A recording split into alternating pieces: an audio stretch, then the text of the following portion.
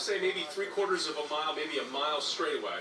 And when you come down that area, that's what it was. It was all the track. That's where all the runners were. So 2 blocks up from the finish line, again, spectators lined both sides of the street. They are packed in there. But again, it had thinned out a little from the spectator standpoint, but you still had a lot of runners on the track.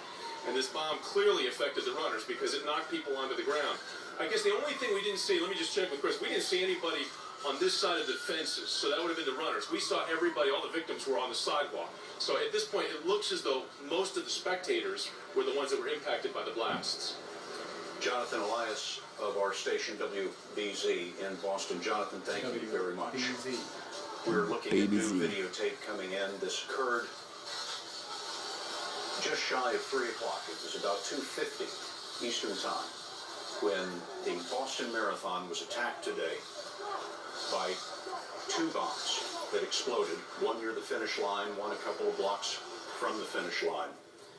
At least 2 people have been killed. Many have been wounded. We understand there's something on the order of 50 people who are being treated at the Boston hospitals.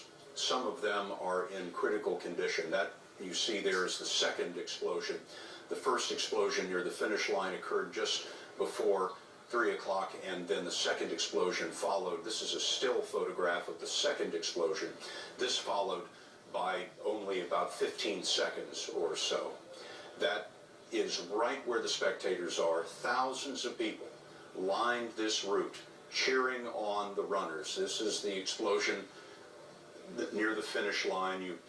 Right there, it's a very short piece of videotape. That's behind the blue fence is where all the spectators are. You see the runner in the middle of the frame falling down to the street just from the concussive force of the blast that occurred there. The police have now confirmed for us that there were 2 bombs that were detonated at the Boston Marathon. A third device was found nearby, unexploded, and the Boston bomb squad defused that.